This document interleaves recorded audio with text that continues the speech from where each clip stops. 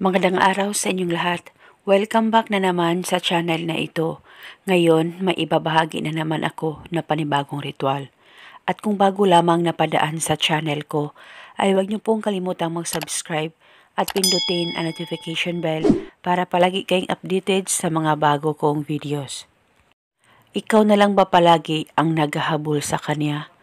Halos mababaliw ka na talaga sa kakahabol sa kanya dahil sa sobrang mahal na mahal mo siya. Pero napakatigas ng kalooban niya at nararamdaman mo na ikaw ay baliwala na sa kanya. Kaya gusto mo ba na siya na naman ang mababaliw sa kakahabol sa'yo, malayo o malapit man kayo sa isa't isa? Pwes gawin mo itong ritual na ituturo ko sa inyo ngayon. Gawin ito na buo ang loob at tiwala mo. Dapat hindi ka nagdududa o nagdadalawang isip na gawin ito. Ito'y napakasimple at napaka-epektibong ritual. Basta magtiwala ka lang sa kahit na anumang ritual na iyong gagawin.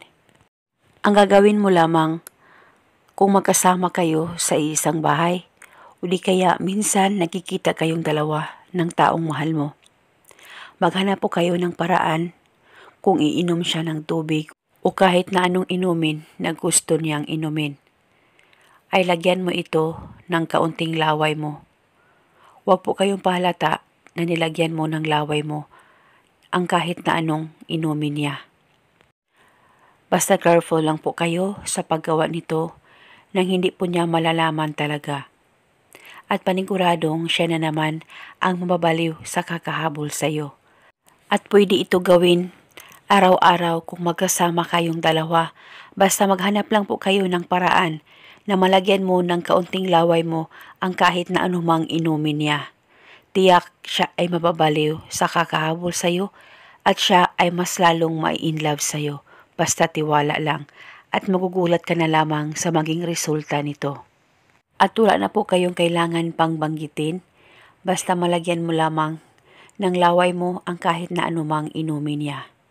At kung LDR kayong dalawa ng mahal mo, ay ang gawin mo, isulat sa papel ang pangalan at apelyido niya ng 3 beses.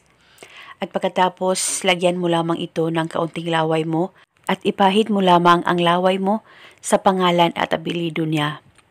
At pagkatapos, hawakan mo ang papel, ilapit sa baba mo at ibulong mo ang spell na ito. Pangalan at apelyido, ikaw ay mababaliw sa kakahabol sa akin. Malayo man tayo sa isa't isa. Ibulong mo lamang ito ng 3 beses. At pagkatapos ay tupiin mo itong papel kahit ilang tupi at ilagay ito sa ziplock o kahit na anong plastic na mayroon ka. At itago ito sa safe o pwede ito dalhin kahit saan ka man magpunta.